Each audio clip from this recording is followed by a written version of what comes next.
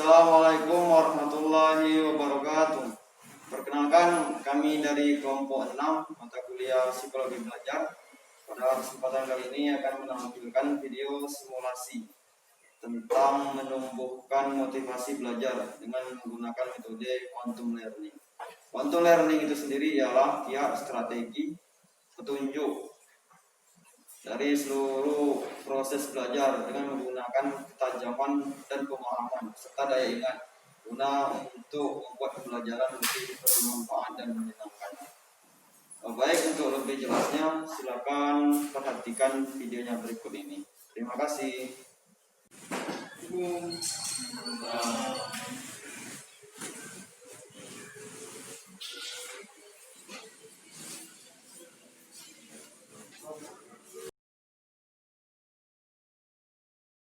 Selamat pagi teman-teman sekalian. Apa kabarnya hari ini? Alhamdulillah. Baik ya. Sebelum kita mulai proses pembelajaran pada pagi hari ini, alangkah baiknya kita berdoa terlebih dahulu agar apa yang kita lakukan itu bernilai ibadah. Berdoa menurut agama dan kepercayaan masing-masing dimulai.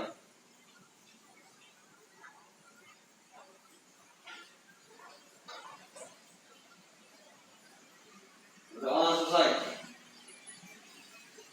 Baik, seperti biasa sebelum kita mulai aktivitas pembelajaran pada hari ini, saya akan mengabsen teman-teman terlebih dahulu ya, ada yang masuk atau apa ya.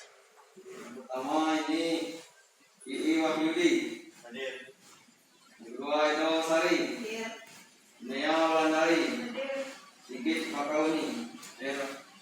Baik, terima kasih ya. Sepertinya nggak ada yang mau masuk nih, hadir semua. Baik, pada minggu lalu kita telah membahas tentang pembelajaran yang lain. Pada kesempatan ini kita akan membahas tentang penumbuhan motivasi belajar dengan menggunakan metode quantum learning. Baik, saudara-saudara sekalian, terima kasih ya pada kesempatan kali ini telah menyempatkan waktunya untuk hadir mengikuti pembelajaran kita pada hari ini.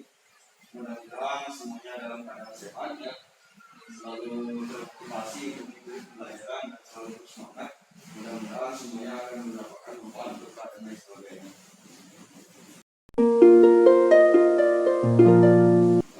Semuanya bisa berdiri sebentar.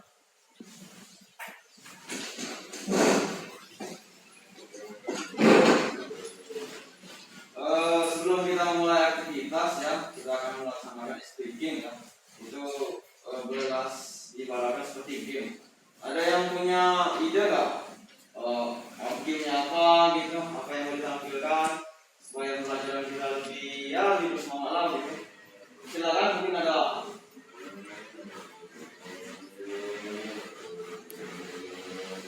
Gimana nih, ada nih? Mau game apa, serah gitu ya. Main apa misalnya? Mungkin ini Bapak sendiri yang ngasihkan gamenya. Misalkan kan seperti yang pernah dilakukan di dalam kelas, Bapak bilang telinga, tapi yang Bapak tatap misalnya rambut. Ada yang puas atau enggak? Oh baik, terima kasih ya. Mungkin sebenarnya memberikan apa idenya ya. Baik. Gimana nih penjelasannya?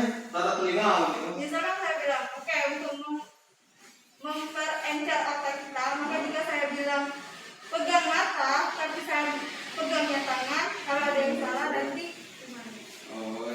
Baik, mantap ya, apa idenya?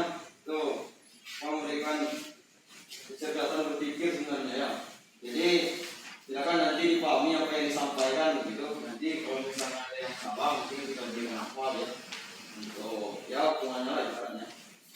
Baik, kita mulai ya. Mulainya dari mana enaknya ini? Dari saya pertama ya, nanti bisa dilanjutkan bergiliran ya. Pertama, pegang rambut. Masih rambut lah. Tapi kan Bapak pegang telinga, bukan rambut. Iya, sebenarnya sih kalian itu bukan melihat, mereka mendengarkan ya. Masalahnya saya pegang rambut, saya pegang telinga. Saya bukan telinga, jadi salah gitu nih. kalau misalnya kita Bapak menyampaikan pegang rambut, harus pegang rambut begitu ya. Kayak gini Pak, misalkan saya contohkan pegang rambut, tapi saya kan belum ini. Nah nanti kan ada yang pegang rambut karena dia mendengarkan Bapak. Berarti benar kayak tadi kan? Saya ngomong pegang rambut itu saya pegang telinga ya. Saya pegang telinga.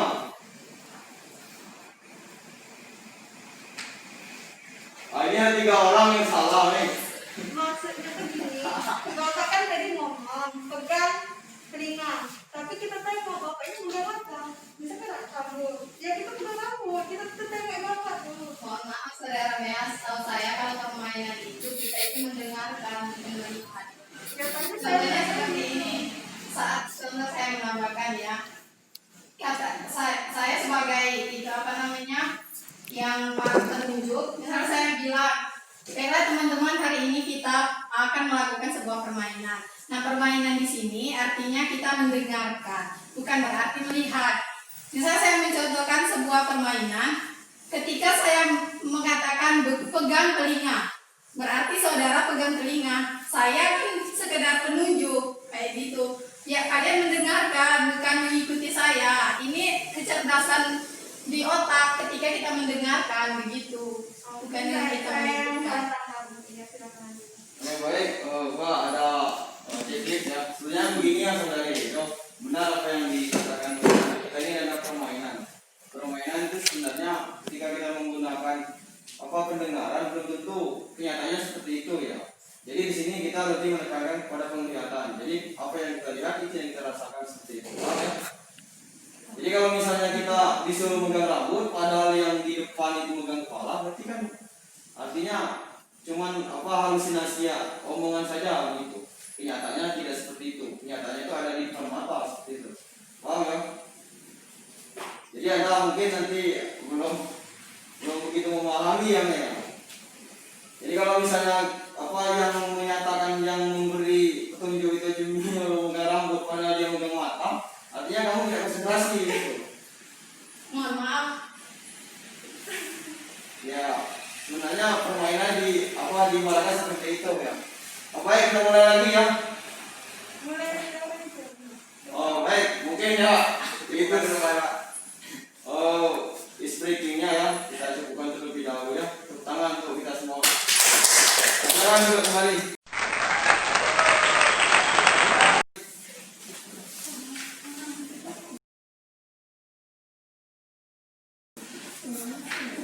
Baik, terima kasih teman-teman. Mudah-mudahan dengan permainan sedikit yang akan meningkatkan semangat kita dalam pembelajaran kali ini.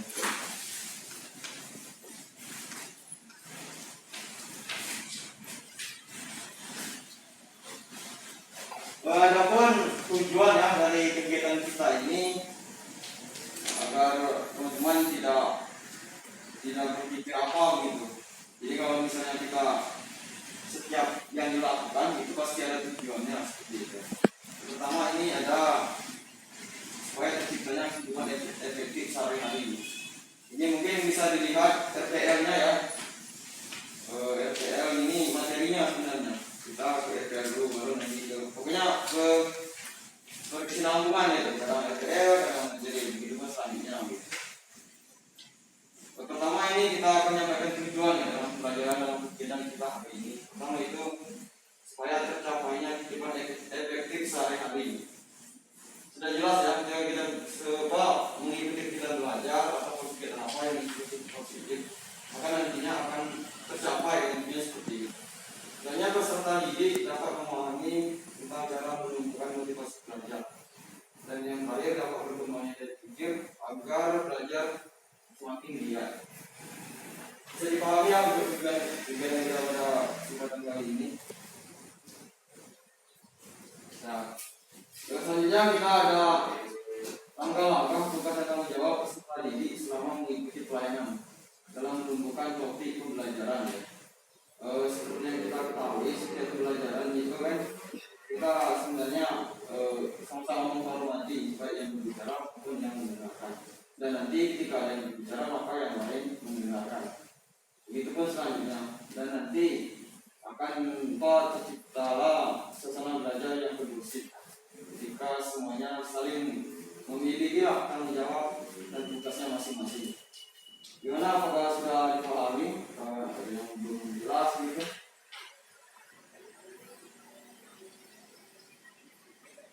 Selanjutnya kita pada hari ini kan berbicara tentang menumbuhkan motivasi belajar dengan menggunakan teori quantum learning ya.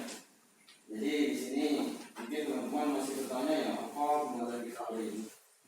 Pertama, di sini kita membahas quantum learning terlebih dahulu.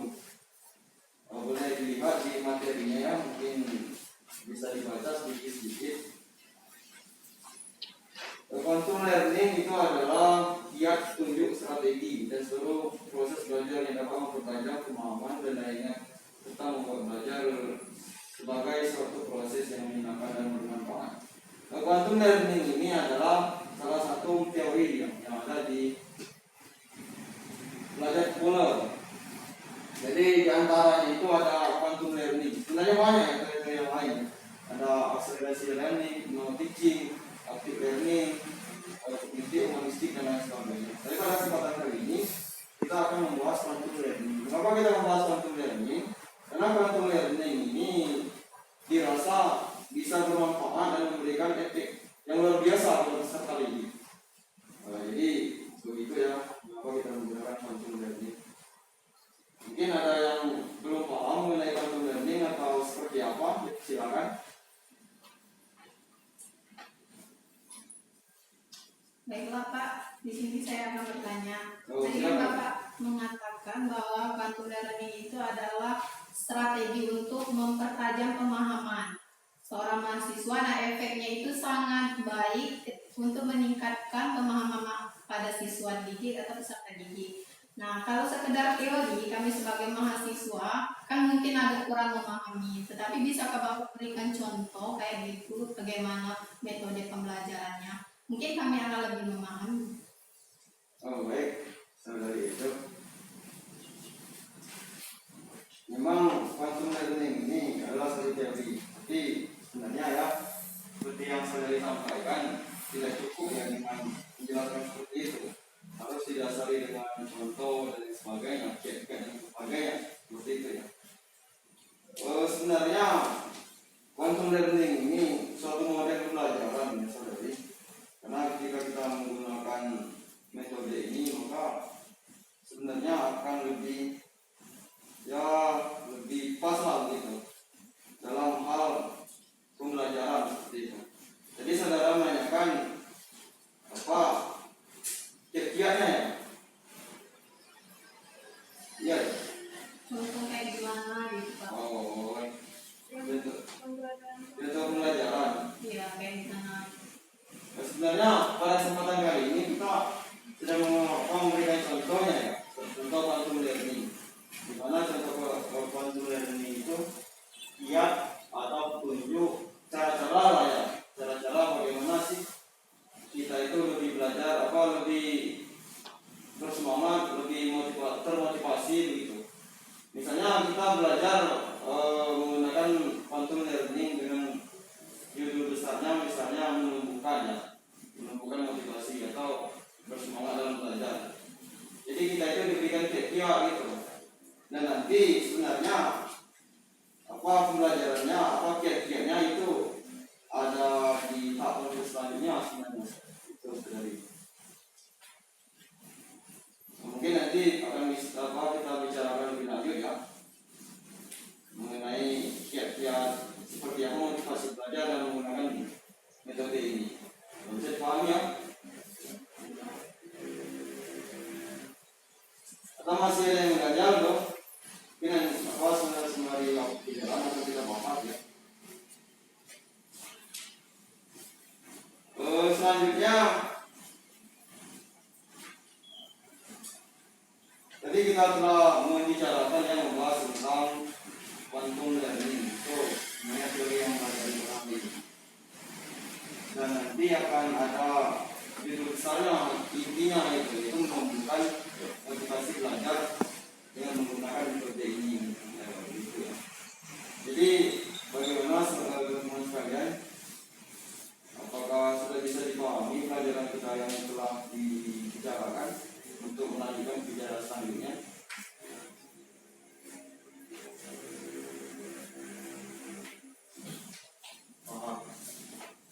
Baik, terima kasih teman-teman ya. Mungkin dari pembelajaran tadi kita banyak penjelasannya ya. Selanjutnya kita berbicara mengenai menumbuhkan motivasi belajar dengan menggunakan teori quantum learning.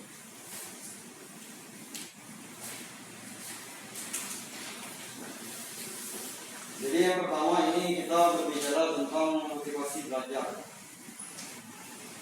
Mungkin saudara teman-teman sekalian bisa dilihat dari materinya ya.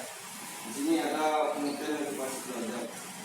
Motivasi belajar adalah pendorong serta merupakan motor penggerak yang mendorong seseorang dengan kemampuannya serta kesadarannya sendiri untuk belajar. Kegiatan belajar akan terjadi apabila seseorang memiliki motivasi untuk belajar. Motivasi berfungsi untuk meningkatkan kemampuan peserta didik belajar. Jadi di sini seperti yang kita ketahui motivasi. Misalnya kita motivasi ingin kemana, misalnya ingin kuliah atau apa. Artinya kita di sana ada dorongan, ada tujuan. Nah, dorongan tersebut biasanya ada yang kita dapat dari dari dalam diri gitu ataupun dari luar diri gitu. Jadi yang mengenai motivasi belajar. Ada yang mau dipertanyakan mengenai motivasi belajar? Mungkin bagaimana, ada yang memiliki motivasi sendiri gitu atau apa? Sebenarnya Pak, di sini ada yang saya tanya sedikit berkaitan dengan motivasi belajar. Menurut saya motivasi belajar ini kita itu dituntut untuk memfokuskan dalam kegiatan belajar tersebut.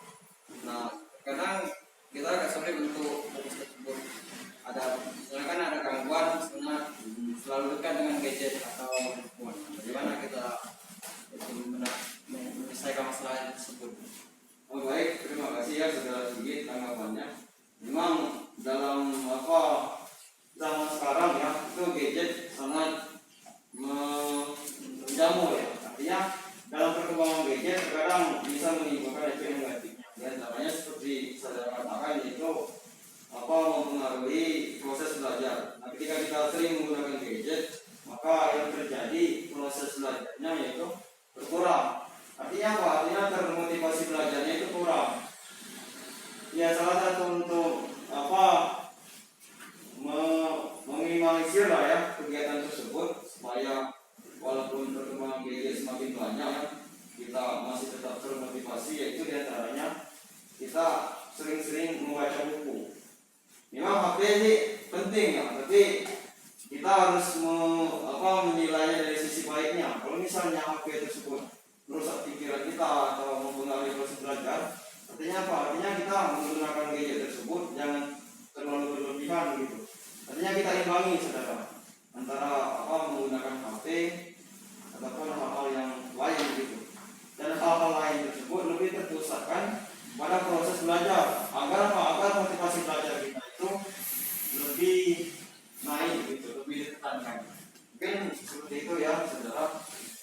Mana ada tambahan lagi atau seperti apa? Ini Pak, kalau pengetahuan saya, apalagi saya sering perhatikan teman-teman itu. Nah, dalam kegiatan belajar itu lebih banyak menggunakan handphone-nya. Ya, seperti yang kita tahu banyak ya seperti itu. Jangan di tingkat perkuliahan, SD, SMP dan lain sebagainya, memang banyak. Karena mereka bersumbernya dari situ ya. Karena pola pikirnya mindsetnya dari HP seperti itu. Jadi mereka terpusat seperti itu.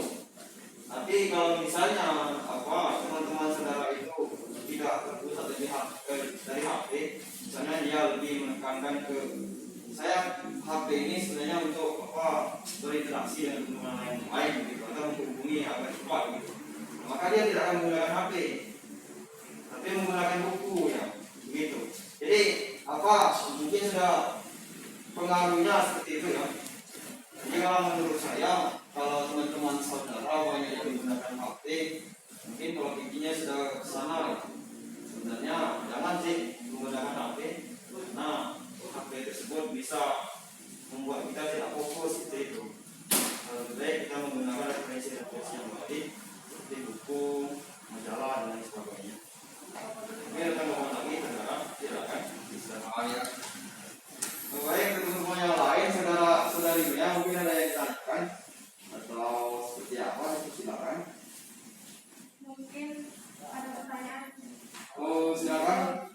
adiknya. Oh, baik. Baik teman-teman ya, saya sampaikan kembali dalam proses belajar ini kita sebenarnya sama-sama belajar ya, baik saya maupun teman-teman sekalian. Jadi artinya kita tidak usah malu hafal gitu ya. Kita anggap ini belajar baik. Anggap semuanya hanya forum diskusi biasa gitu, atau seperti ngobrol-ngobrol biasa, ngobrol santai. Jadi artinya kita sama bertukar pikiran. Artinya saya aktif, apa teman kalian itu. Ini kita akan kembali. Di sini ada macam-macam motivasi belajar. Pertama ada motivasi intrinsik dan motivasi ekstrinsik. X dan Y. Mungkin teman-teman sudah nggak lumrah lagi ya mengenai motivasi belajar ini. Jadi di sini ada macam-macam motivasi belajar saudara ini. Ada intrinsik dan ekstrinsik. Bisa dilihat ya. Seperti yang kita ketahui, yang ini dari dalam ya. Motivasi yang timbul dari dalam individu. Misalnya motivasi tersebut bisa kita contohkan keinginan untuk memperoleh informasi ya. Jadi ketika kita dicontohkan seperti itu, ketika kita ingin memperoleh informasi, maka motivasi tersebut akan dapat. Misalnya kita mau mencari informasi tentang apa tuh, tentang beasiswa atau tentang bagaimana sih masuk perguruan tinggi. Artinya kita kan termotivasi untuk belajar. Akhirnya apa? Akhirnya timbul pembelajaran.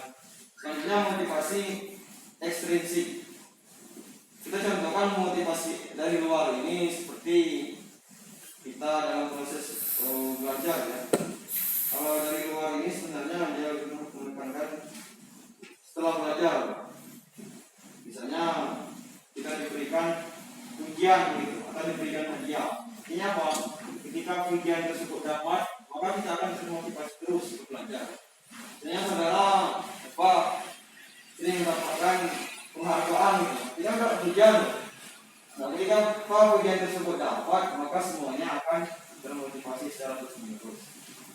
Gimana saudara ya, ada yang dipahami? Apa ada yang tanggapi atau siapa? Ya, paham. Selanjutnya di sini kita masuk ke fungsi motivasi belajar. Ya. Jadi para teman-teman sekalian ya, kalau misalnya dalam pelajaran kita ada yang mau ditanyakan, ya nggak apa-apa ya, lanjut saja. Artinya kita di sini penjelasan pertanyaan, mungkin nanti ada sedikit pertanyaan terkhusus ya. Tapi saya nggak apa-apa.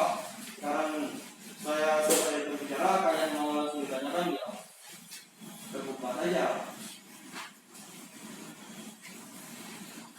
Selanjutnya di sini ada fungsi motivasi belajar. Pertama itu mendorong timbulnya kelakuan atau suatu perbuatan tanpa motivasi tidak akan timbul perbuatan seperti belajar. Artinya di sini mendorong timbulnya kelakuan. Ketika kita belajar, maka hal tersebut akan menimbulkan suatu perbuatan. Mungkin perbuatan yang baik dalam hal ini.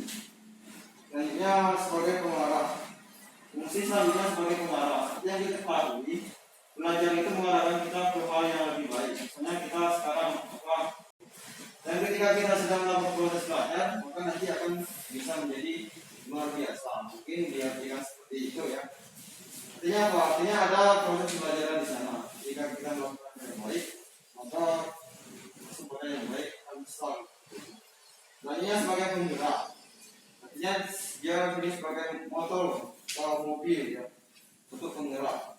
Jika kita motivasinya tinggi, maka kesempatan untuk berkembang akan semakin tinggi gitu.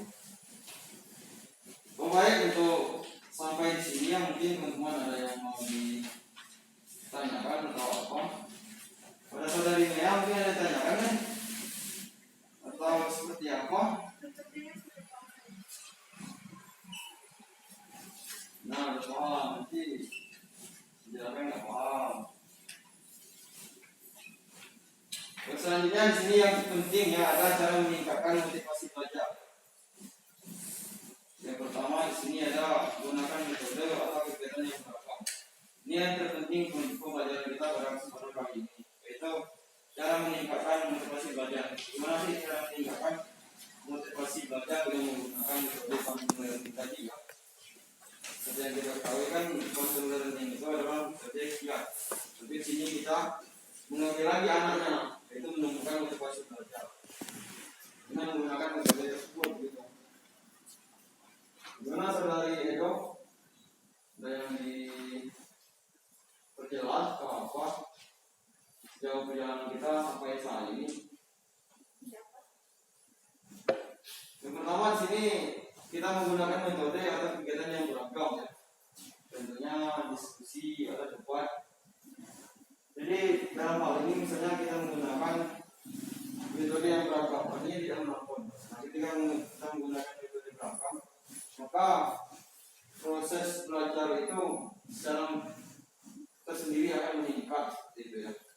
Selanjutnya menjadikan siswa atau teman-teman sekalian sebagai peserta yang aktif. Nah ini yang terpenting sebenarnya. Kita harus menjadikan siswa itu harus aktif ya. Tapi kebanyakan siswa tidak aktif dalam pembelajarannya, gitu. Jadi ada yang punya saran nggak? Bagaimana sih cara meningkatkan agar si siswa itu lebih aktif daripada pemberi materinya, atau gurunya, gitu. Mana lagi ada yang bersampaikan? Ya kalau saran saya dikasih apa ya, kesempatan atau hadiah, karena kan seorang siswa berhasil menjelaskan apa yang mau minta, jadi apa kasih hadiah gitu, begitu kalau menurut saya. Baik, benar ya. Ketika mau meningkatkan motivasi dikasih hadiah, artinya adalah dianggap pujian. Benar sih. Terkadang orang kalau misalnya dikasih pujian atau hadiah, maka dia akan lebih bersemangat dalam belajarnya. Banyak nyata seperti itu yang seperti yang saudari secara katakan. Selanjutnya buatlah tugas yang menantang, namun realistis dan sesuai, ini masuk akal ya. Artinya ketika mau meningkatkan motivasi belajar anak, maka kita berikan tugas yang menantang. Misalnya seperti anak perkuliahan ya, itu ada tugas akhir gitu, seperti skripsi. Artinya apa? Artinya tugas tersebut menantang. Tapi dalam hal menantang dia lebih bersifat sesuai dan masuk akal gitu, sesuai dengan ketentuan akademik yang mantap. Artinya apa? Di sana akan terjadi proses pembelajaran. Karena ketika hal tersebut menantang, maka bagi dia hal tersebut akan memberikan ilmu yang besar bagi dia. Artinya apa? Artinya meningkatkan pembelajaran bagi dirinya, gitu. Karena termotivasi ada tantangan seperti itu, akhirnya apa? Akhirnya meningkatlah proses belajar bagi dirinya. Selanjutnya ciptakan suasana kelas yang kondusif, saling menghormati. Sebenarnya sudah saya sampaikan tadi ya, kita belajar ini relax saja ya. Relax ya, yang lain berbicara, yang menggunakan begitu sebaliknya. Artinya semuanya tidak menjadi perdebatan atau apa, sehingga nanti menimbulkan suasana kelas yang kondusif. Selanjutnya hindari komentar buruk dan peduli sesama. Ketika kita dalam proses diskusi, maka seringkali terjadi perbedaan pendapat dan lain sebagainya. Artinya apa? Artinya jika kita mengomentari pernyataan dari teman kita, misalnya kurang sesuai dengan kita, maka hindari komentar yang buruk atau komentar tersebut bersifat merendahkan dan lain sebagainya. Karena apa? Agar suasana kelas itu menjadi aktif, jadi enak gitu. Tapi kalau misalnya kita melakukan komentar yang buruk, maka nanti akan terjadi checklist setelah keduanya seperti itu. Dan selanjutnya itu hormati sesama ya. Yaitu memang hal yang paling penting sebenarnya ketika kita saling menghormati, maka semuanya akan enak. Artinya apa? Artinya ketika pertama dimulai pertemuan, maka kita sebenarnya harus saling mengenal terlebih dahulu agar proses selanjutnya itu lebih enak gitu ya. Mana teman-teman? Apakah yang ada tentang apa pendapatnya mengenai pelajaran kita yang tadi bahas ini atau apa? Gimana nih? Tadi yang terus silakan tadi apa pada tak simulasi itu banyak loh pertanyaannya. Sekarang kan Tadi sudah kita saudara. ya kasih sebenarnya kalau yang sudah ditanyakan, kalau belum sih sebenarnya bisa ditanyakan lagi ya. Jadi kalau misalnya tuntas, pertanyaan baru. Gimana nih? Pelajaran kita pada hari ini.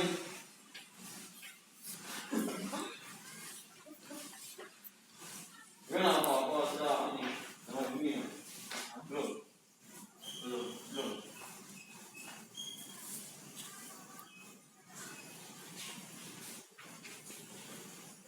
Oke, teman-teman, apakah sudah paham? Bisa kita lanjutkan? Bisa. Dan selanjutnya di sini ada indikator motivasi belajar. Seperti yang kita ketahui bahwa indikator itu adalah tingkat keberhasilan sebenarnya. Jadi ketika indikator tersebut terpenuhi, maka pembelajaran tersebut boleh dikatakan berhasil seperti itu. Di sini menurut Uno dan Masri ya. Pertama ini adalah tekun. Artinya ketika kita mengerjakan suatu pelajaran itu harus tekun yang pertama. Tekun ya, tahu ya tekun ya. Dapat bekerja terus-menerus dalam waktu yang lama seperti itu. Artinya dalam waktu yang lama, maka kita disesuaikan pula dengan kegiatan gitu. Kalau misalnya tugas tersebut harus cepat diselesaikan, artinya apa? Artinya kita bekerja itu harus menggunakan waktu yang cukup lama atau terus-menerus. Selanjutnya ulat ya. Ulat ini menghadapi kesulitan di dalam waktu asa. Banyak sekali teman-teman yang kita dapat ya, seringkali berputus asa ya. Misalnya kalau tingkat kemahasiswaan, tingkat mahasiswa ya, itu penyelesaian tugas akhir. Contohnya skripsi ya. Ketika skripsi misalnya kita melakukan pengajuan judul di dan sebagainya, maka seringkali mendapat tantangan ya. Misalnya judul ditolak, sering revisi atau perbaikan, maka terjadilah nanti putus asa. Maka bisa malas sebenarnya kita dituntut oleh tidak lekas putus asa. Selanjutnya tidak memperhatikan ya dorongan dari luar untuk berprestasi. Artinya di sini kita didorong dari luar untuk bermotivasi. Artinya jika kita melihat hal-hal yang di luar, maka hal-hal yang baik tersebut dijadikan motivasi agar kita lebih baik ke depannya. Artinya ini mengalami bahan jika mengalami diberikan. Misalnya sekarang ini dalam kelas 3 SMA atau SMA atau kelas 1 SMA. Ketika kelas 1 maka pelajaran tersebut masih umum, dan ketika lanjut kelas 2 biasanya kan nanti ada bidang masing-masing yang kita pilih yang diberikan seperti itu. Nah maka dalamilah bidang yang akan kita lanjutkan ini seperti apa. Misalnya kita mau mengambil IPA atau IPS. Artinya apa? Artinya pengetahuan tersebut akan kita pelajari terus menerus seperti itu. Terus selanjutnya di sini selalu berusaha berprestasi sebaik mungkin. Nah ini indikator yang terpenting yaitu berprestasi ya. Jika kita misalnya sering dapat juara atau kita lebih baik, dianggap berhasil. Mungkin itu ya pelajaran kita pada kesempatan kali ini. Waktu sudah mau habis pula ini. Jadi kepada teman-teman dari penjelasan awal sampai akhir, mungkin ada yang mau ditanyakan atau ada yang ditanggapi, kritik, masukan, serta sarannya, silakan.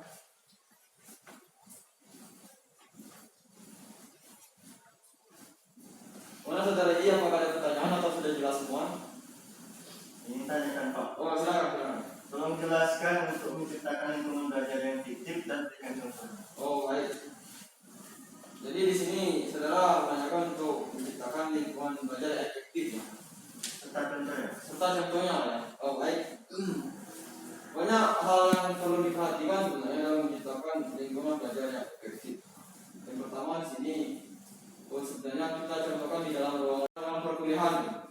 Kita pertama itu ditempatkan tempat duduk yang rapi ya. Artinya apa? Artinya jangan terlalu belakang ataupun terlalu maju. Artinya kita dengan jarak antara yang peserta didik sama yang memberikan materi itu jangan terlalu jauh ya. Misalnya dalam ruangan ini ya, teman-teman jangan ada yang di belakang ya, duduknya. Artinya duduknya sejajar di depan. Ketika yang di depan sudah penuh, maka yang di belakang terisi. Artinya apa? Artinya pembelajaran gurunya tidak usah terlalu keras dalam berbicara, dan nanti akan menimbulkan suasana efektif seperti itu ya. Jadi pertama itu kita dari dalam ruangan terlebih dahulu.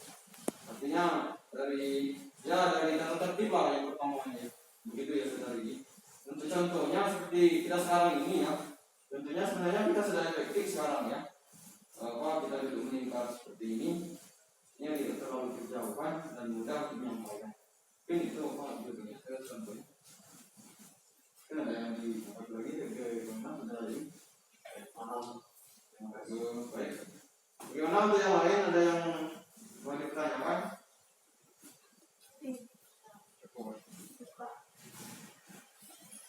Oh baik ya. Mungkin teman-teman sudah begitu memahami ya kurang intinya seperti itu. Harapannya mudah-mudahan semuanya bisa memahami pelajaran kita pada kesempatan kali ini. Mungkin di antara teman-teman sekalian ada yang bisa memberikan kesimpulan ya terhadap pelajaran kita pada kesempatan kali ini.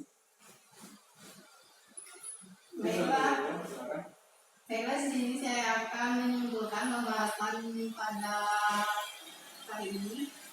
Baik dari topik pembahasan, menurut saya itu sangat penting karena hari ini menyangkut sebuah kesenangan bagi peserta pendidikan. Nah, untuk quantum learning itu merupakan hiat atau petunjuk strategi baik dari seluruh proses pembelajaran yang dapat mempertajam pemahaman dan daya ingat peserta didiknya. Nah, hal ini digunakan pada tingkat kesenangan bagi peserta didiknya. Nah, quantum learning ini juga berfungsi untuk menumbuhkan motivasi belajar bagi peserta didiknya. Baik, mungkin itu saja. Oh baik, terima kasih saudara Edo yang telah menyimpulkan ya, Pak, tentang pembahasan kita pada kesempatan kali ini ya. Selanjutnya, saya rasa teman-teman sekalian ya sudah memahami dan ya berperan aktif lah dalam kegiatan belajar kita pada hari ini. Mudah-mudahan pelajaran kita pada hari ini lebih menyenangkan ya, dan mudah-mudahan teman-teman sekalian akan lebih termotivasi untuk belajar ke depan. Yang baik, mungkin itu yang boleh sampaikan pada kesempatan kali ini. Untuk mengakhiri kegiatan kita pada kesempatan ini, kita berkata dengan doa gitu. Maka kita akhiri dengan doa juga. Jadi pada saudara ini kami persilakan untuk menutup kegiatan kita pada kesempatan kali ini.